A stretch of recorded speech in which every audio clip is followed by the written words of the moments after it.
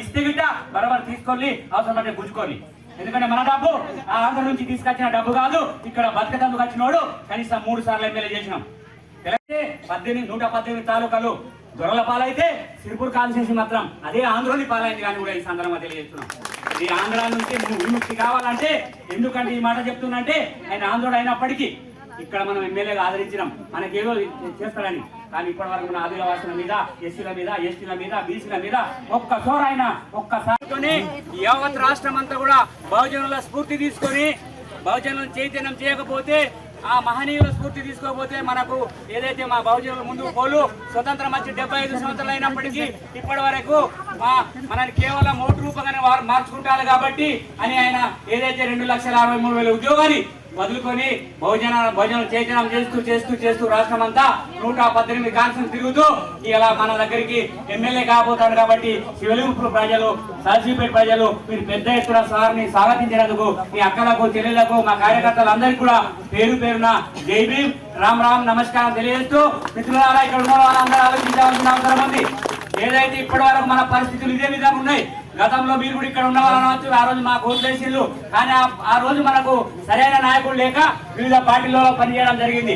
దయచేసి మీరు ఆలోచించాలి. ఇప్పుడు మన బిడ్డ మన కోసం రావడం ఆయన జరిగింది, బహుజన బిడ్డ కాబట్టి తప్పకుండా మీరు అందరూ కూడా ఇక 6 రోజులే మిగిలి ఉన్నాయి. ఏదైతే 30 తారీఖు నాడు ఎన్నికలు వచ్చినాయి కాబట్టి సార్ ప్రధానంగా ఇక్కడ శివలింగపూర్ లో సార్ ఇక్కడ కౌటాల పక్కనే ఉంది, అదే గ్రామ పంచాయతీ హామ్లెట్ ఇది. ఇక్కడ సార్ ఆదివాసులకు ఆ రోజు కాంగ్రెస్ గవర్నమెంట్ ఉన్నప్పుడు 2016 చట్టం ద్వారా వీళ్ళకి అటు హక్కు పత్రాలు ఇవ్వడం జరిగింది. కానీ సార్ మళ్ళా మిగతా భూములు ఏదైతే ఉన్నారో ఎస్సీలు కానీ బీసీలు కానీ ఎక్కువ శాతంలో ఉన్నారు సార్. ఇక్కడ పక్కన ఉన్న సరస్వీపేట, తలోడి, కౌటలకు సంబంధించిన భూములు ఉన్నాయి కాబట్టి రేపు మీరు ఒక్కటే ఆలోచించాలి. 2016 చట్టం ద్వారా మొన్న కేసీఆర్ ఏం చెప్పిండు అసెంబ్లీలో, నేను 2వ సారి ముఖ్యమంత్రి అయినా తప్పకుండా వచ్చి అందరికీ 3 మూలకు పట్టాలు ఇస్తాడు. కానీ కేవలం అదే చట్టం ద్వారా కొందరు మాత్రం ఆదివాసులకు ఇవ్వడం జరిగింది. ఇచ్చినవి కూడా అవి పనిచేస్తలేవు. దయచేసి సార్ మీరు తప్పకుండా ఎమ్మెల్యే కాబోతారు కాబట్టి మా సిరిపూర్ కాన్స్టిట్యూన్సీ మీరు దత్తత తీసుకున్నట్టు మిమ్మల్ని తీసుకొచ్చిన సార్ తప్పకుండా గెలిపించే బాధ్యత మన అందరిలో ఉంది. దయచేసి రేపు ఒక్కటి అదైతే ఆయన చెప్పిన మాటకు ఎస్సీల గురించి, బీసీల గురించి ఏదైతే పోడు భూముల పట్టాలు ఎస్టీలతో పాటు ఎస్సీలకు, బీసీలకు ఇవ్వాలని డిమాండ్ చేసిన పార్టీ బహుజన్ సమాజ్ పార్టీ, అది ఆర్ఎస్ ప్రవీణ్ కుమార్ సార్ అని కూడా ఈ సందర్భంగా దయచేసి మనం ఆలోచించాలి. మన ఇళ్ల పరిస్థితి ఏ విధంగా ఉంది. ఆ రోజు డబుల్ బెడ్రూమ్ అని మనల్ని మోసం చేయడం జరిగింది. ఇంటికి ఉద్యమం అని, ఆదివాసులకు దళిత బంధు అని, ఆదివాసీ బంధు అని, మైనార్టీ బంధు అని అన్ని బంధువుల బంధు పెట్టింది. దయచేసి మీరు ఆలోచించిందా? వాళ్ళకు గుండెలో మనం ఓట్లే కావాలి తప్ప మన బిడ్డలు బాగా చదువుకోవాలి, మన బిడ్డలు డాక్టర్ కోర్సు చేయాలని లేదు. కానీ మీ బిడ్డ ప్రవీణ్ కుమార్ 1000 మందిని డాక్టర్లు చేసి, నేను 1000 మంది డాక్టర్ చేసిన, ఈ కౌటాలలో ఎంతమంది డాక్టర్ చేసినా నేను లిస్టు కూడా తీసుకొచ్చి చూపిస్తాను మీకు.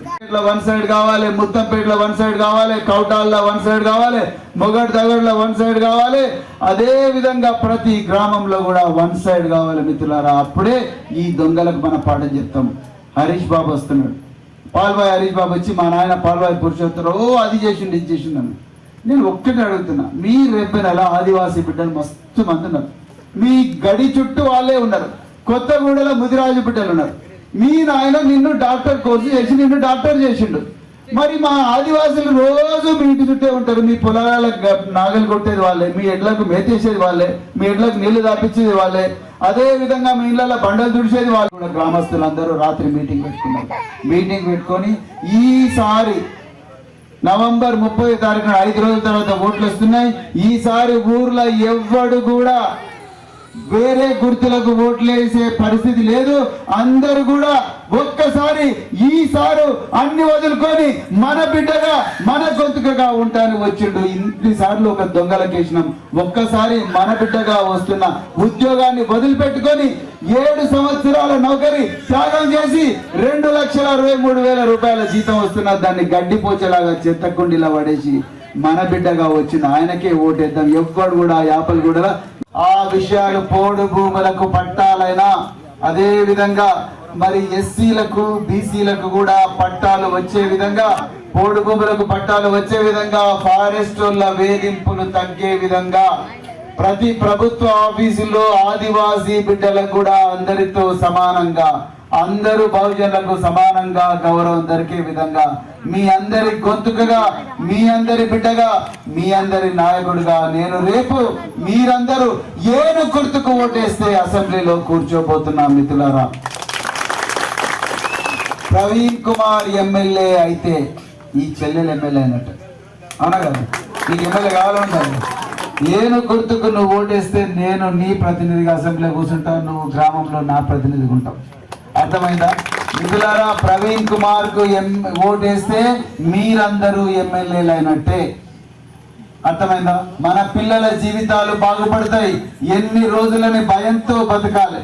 ఆ వాడు పోలీస్ కేసు పెడతాడని, వాడు మన భూములు కబ్జా చేస్తాడు. ఈ మక్తదారు వచ్చి ఎప్పుడు పోలీసు వాళ్ళతోని ఈ భూమి ధరణి పోర్టల్ నా పేరు మీద ఉన్నది, నువ్వు అసలు కబ్జా చేసినావని పేదోళ్ళమైన మనం బల్లులు కూడా గుడ్డు పెట్టని భూములల్లా కొడవళ్ళు పట్టుకొని కాళ్ళ నొప్పులున్నా కీళ్ళ నొప్పులున్నా ఎండకు ఎండి వానకు తడిసి నడుము ఎరుకొట్టుకొని భూమిని సాగు చేసి మనం 50, 60, 70, 80 సంవత్సరాల నుంచి మనం సాగు చేసుకుంటుంటే ఈ దొంగలు మక్తేదారులు వాళ్ళు వీళ్ళందరూ కూడా పత్రాలు పట్టుకొచ్చి పోలీసు వాళ్ళతో వచ్చి మన భూమి నుంచి ఖాళీ చేయించి దాంట్లో ఫారెస్ట్ వాళ్ళతోని కందకాలు దవ్వించి గుంతలు దవ్వి అందులో మొక్కలు పెట్టి మన నోటికాడ కోడి తీసేసింది.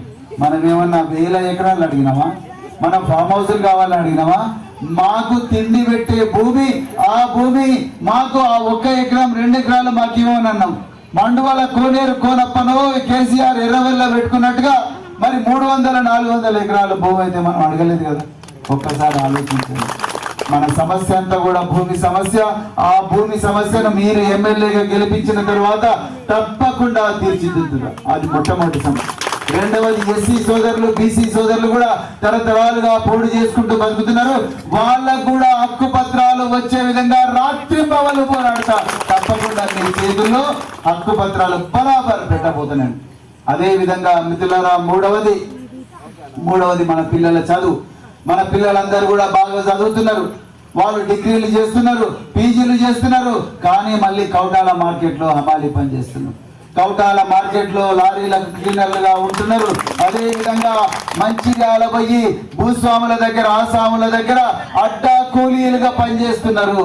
బత్తాలు మోస్తున్నారు, ఇనుప రాడ్లు మోస్తున్నారు. బిల్డింగుల మీద మేస్త్రి పని చేసుకుంటూ కింద పడి చచ్చిపోతా ఉన్నారు. 70 సంవత్సరాల నుంచి ఓట్లేస్తున్నాం. ఇప్పటికి కూడా కంట్రోల్ బియ్యం తినకపోతే కడుపు నిండే పరిస్థితి లేదు. అవునా? ఎన్ని రోజులని మనమే కంట్రోల్ బియ్యం తినాలి? కోనేరు కోనప్ప తింటాడా కంట్రోల్ బియ్యం? ఒక్కసారి ఆలోచించండి. ఆయన అన్నదాన సత్రంలో బస్ స్టాండ్ ఎదురుగా అన్నదాన సత్రం పెట్టిండు. ఆ అన్నదాన సత్రంలో వాళ్ళ కుటుంబ సభ్యులు అన్నం తింటారా? మీరు తినన్నా మాకెందుకు పెడుతున్నారా? మీరు ఓట్లు వేసేది షో చేస్తున్నారు.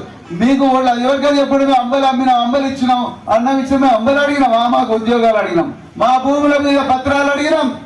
మా భూములను మేము అమ్ముకునే హక్కు మాకు ఉండాలి. మా భూములను నిర్భయంగా స్వేచ్ఛగా మరి ఏలుకునే హక్కు మాకు కావాలి. మా పిల్లలు మీ పిల్లలు తిరిగి గాలి మోటార్ ఎక్కాలి. మా పిల్లలు మీ పిల్లలు తిరిగి విమానాలు ఎక్కి విదేశాలకు పోయి చదువుకోవాలి, ఇంగ్లీష్ లో మాట్లాడాలి. డబ్బులు కొట్టిన చేతులతోని డాలర్లు సంపాదించాలి. కొడవళ్ళు పట్టిన చేతులు కంప్యూటర్లతో ఆడుకోవాలి. మా పిల్లలు కూడా కోటీశ్వర్లు కావాలి. నేను శ్రీరామ్ గణపతి గారు, హర్షద్ హుసేన్ గారు, డోకే రాజన్న గారు గాలి మోటార్లు వచ్చినాం. నేను శ్రీరామ్ గణపతి గారిని వీళ్ళందరినీ అడిగిన, మన ఆదివాసీ బిడ్డలను ఎప్పుడైనా విమానం ఎక్కించిండ్రా ఈ దొంగలు? లేదు. మన ఎర్ర బస్సు కూడా ఎక్కితే ఓర్వలేని వాళ్ళు, మనం తెల్ల బట్టలు వేసుకుంటే ఓర్వలేని వాళ్ళు, మన చేతికి ఒక వెండి గాజులు వేసుకుంటే ఓర్వలేని వాళ్ళు, ఒక వాచ్ పెట్టుకుంటే ఓర్వలేని వాళ్ళు, మనం ఇంగ్లీష్ లో మాట్లాడితే ఓర్వలేని వాళ్ళు, మన బిడ్డలు రేపు డాక్టర్లు, ఇంజనీర్లు అయితే ఓర్వలేని వాళ్ళు. రేపు మరి మన బతుకులు బాగు చేస్తామంటే నమ్ముదామా? నమ్మలేం మిత్రులారా. అందుకరికే మీ అందరికీ చేతులు నేను అంబలి పెట్టినా, నేను మీకు అన్నం పెట్టినా కదా, దయచేసి నాకు మళ్ళీ ఓటేయడం కారు గుర్తు పెట్టుకొని వస్తారు. మరి ఏద్దామా? వాళ్ళకు ఏద్దామా? అన్నం పెట్టుడు కాదు, సున్నం పెట్టిండు ఆయన. అందుకొరకు మిత్రులారా, దయచేసి ఒక్కసారి మన బిడ్డలు గాలి మోటార్ ఎక్కాలంటే, ఇలాంటి చిన్న బిడ్డలు రేపు కోటీశ్వర్లు కావాలంటే ఈ చెట్టు కింద చెప్తున్న మిత్రులారా, ఒక్కసారి ఏమని గుర్తుకు ఓటేయాలని చెప్పి కోరుకుంటూ, ఇంకా 20 గ్రామాలు పోయేడున్నది. దయచేసి మీరందరూ ఆశీర్వదిస్తే మరి ఒక్కసారి మేము పండించాం. గుర్తుకే ఏమిటి? గుర్తుకే గుర్తుకే ఏనుగు గుర్తుకే జై ఫూలే జై కొమరంబి జై సమ్మక్క సారక్క